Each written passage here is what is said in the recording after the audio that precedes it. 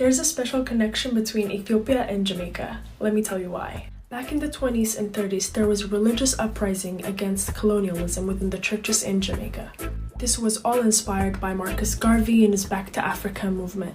And so when a preacher named Leonard Howell, who was the first Rasta, saw the coronation of Haile Selassie, he felt it was a prophecy. For Howell, the coronation was more than just about Ethiopian monarchy. Soon Jamaicans all over the island fell in love with what the ceremony represented, an unbroken tradition on unconquered land because, as I've said before, Ethiopia has never been colonized. On April 21st, 1966, Haile Selassie visited Jamaica. A massive crowd greeted him at Kingston Airport. He even met with a delegation of Rastas and granted land in Ethiopia to those that wanted to return to Africa, and that land is called Shashamene, which is home to hundreds of Rastas today. Since then, the Rastafari movement spread worldwide. This is why we're connected. In Ethiopia, you'll hear Ethiopia was never colonized, the only country that was never colonized. And a lot of Rastafarian brethren will tell you this. Ethiopia was never colonized. Ethiopia is the first country in Africa to be colonized by religion. No, but you see, the truth must not massage. We must not massage the truth. We must not. This is unpopular opinion. This is not your contemporary opinion. Is that when it is written in the Kebra Negast, when the Queen of Sheba visited Solomon, she said in the conversation with Solomon, she said, I worship the sun. Some people in my country worship the moon and others worship the stars. She's basically talking about religious tolerance that existed there. 6 months after sitting with Solomon, she came back with the God of Solomon. She declared that from now on, all of you, we no more worship God we used to worship. She's basically destroying religious freedom. She introduced monotheism. We will now worship the God of Israel, not the God of Ethiopia. Now tell me if that is not religious colonialism. You know, that you introduce that from now on, we are going to worship the God of my boyfriend. Understand? Which most of the Ethiopians themselves never saw King Solomon.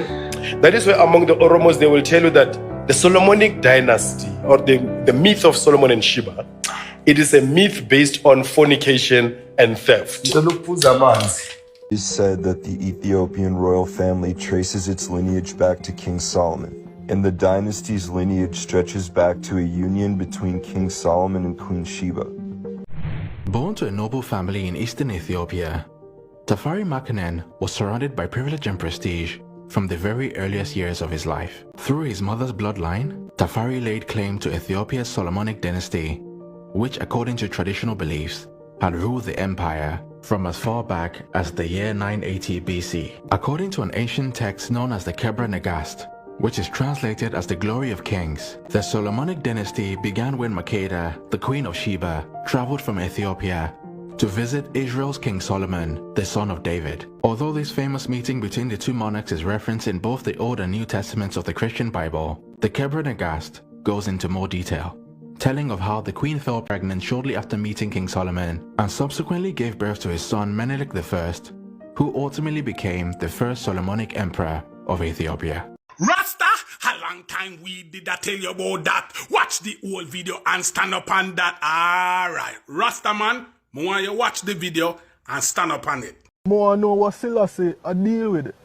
So I start buy up all them book them, start do enough research, watch documentaries on Selassie, just to find out that Selassie worship Jesus Christ. Selassie is a Christian. Selassie is telling all of his African brothers and sisters to read the Bible. Because there alone you can only find salvation, Your redemption, and through Jesus Christ. and your true glory. And Selassie even said that our mission as brothers and sisters is to share the good news of Jesus Christ with everyone. Truly. That is the mission of Rastafari. You so-called West Indians, you all are the Israelites.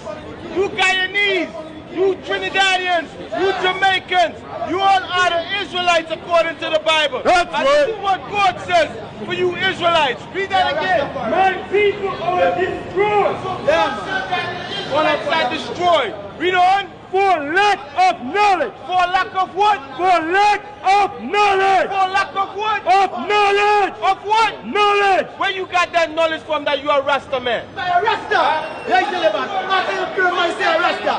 Him I king and I Rasta after him. Him I king and I Rasta after him. New religion. Him a king and I Rasta after him. Deuteronomy. Brother, listen.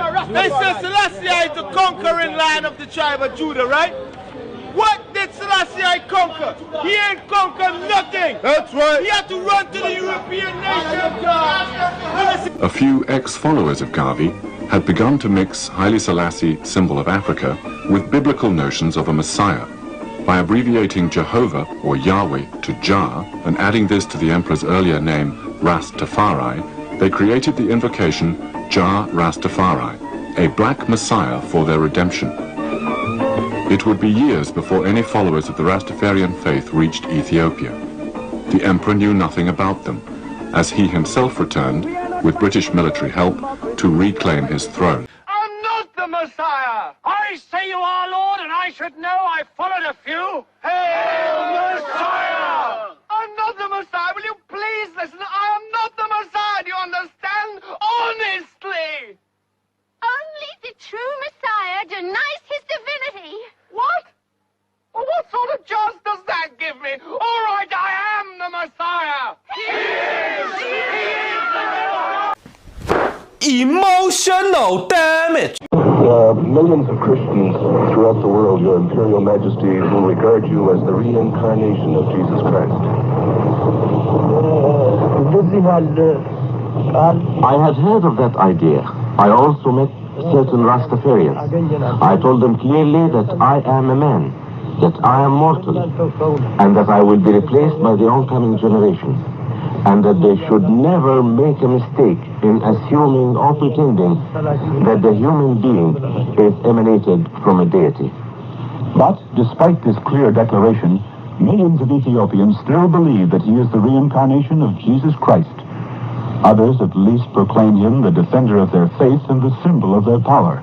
They always sing to him songs of praise. Haile Selassie said, "We are all members of one family, the human family, God's family. Men and nations are not great by virtue of the power and wealth they possess, but by the quality of their leadership. It is not for glory or riches that we fight, but for freedom alone, which no good man gives up except with his life. Wars in general are not a good way to settle disputes. Do not worship me. I am not God. I'm only a man."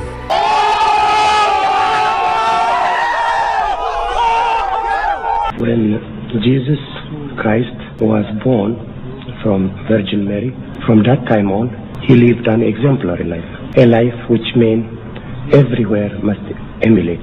This life and the feats that he has taught us assures us of salvation, assures us also of harmony and good life upon earth.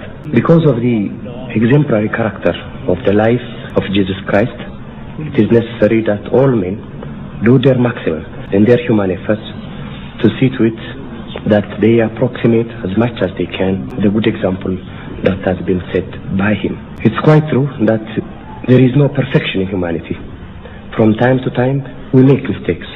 We do commit sins. But even as we do that, deep in our heart as Christians, we know we have a chance of forgiveness from the Almighty. He taught us that all men are equal, regardless of sex, their national origin and tribe. And he also taught us, all who seek him shall find him. To live in this healthy life, a Christian life, is what makes me follow Jesus Christ. Imperial Majesty, what advice would you give a person who is considering the claims of Christ, perhaps for the first time? I would tell a person that's considering the claim of Christ for the first time that it is necessary to have faith in the Almighty, that it's necessary to have love, and that it's necessary to conduct oneself in a manner that we have been taught to do in the Bible. I would advise him to read and to study the Bible. I would also advise him to seek secular knowledge. For the more one knows, the more he realizes the need for a prime mover, the need for a creator who's good, and the need for salvation and also for peaceful life upon earth. I'll also tell him to learn and to think for himself the ways he would serve the Lord.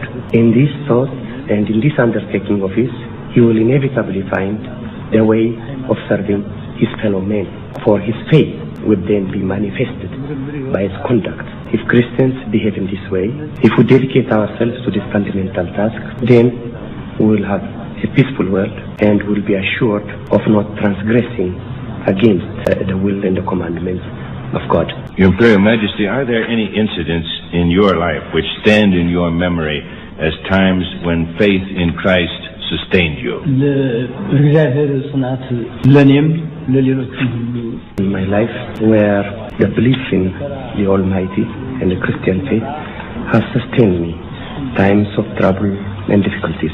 No matter what may befall a human being, he can always succeed in overcoming it in time if he has the strength of faith and praise to God.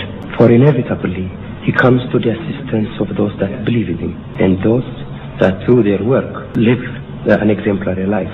This goes not only for Christians in my view, but for all men. I think God commiserates with those that find themselves in misfortune. What really happened to Emperor Haile Selassie? His death in 1975 was shrouded in mystery. After his overthrow by the military following public discontent over economic inflation and low salaries, the emperor was placed under house arrest at the 4th Army Division in Addis Ababa and later imprisoned in a small apartment in his former palace, the Grand Palace. His imprisonment fatally ended after 11 months on August 28, 1975, when the state media reported that Haile Selassie had died the previous day after suffering from respiratory failure following complications from a prostate operation. They said that he had been found dead in his bed by a servant.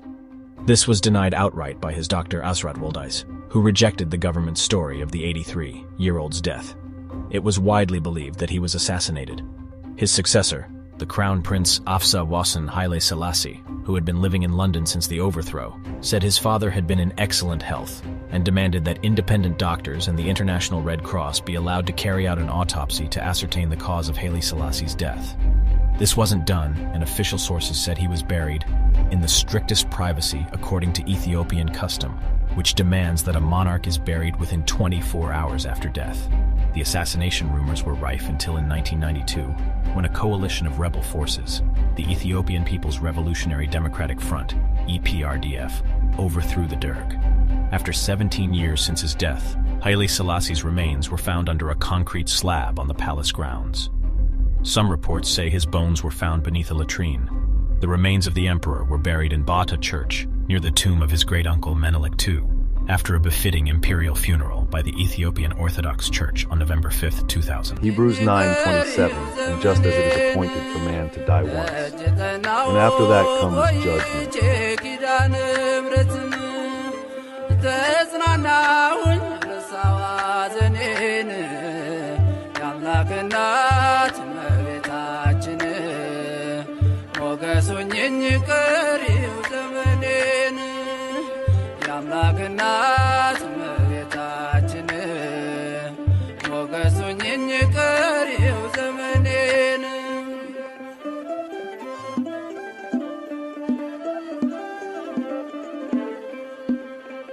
የመከራው ዘመን አለፈ እንደዋዛ አንቺን ተጠግቼ የዓለም ቤዛ የልጅ ቸርነት የአንቺም ደግነት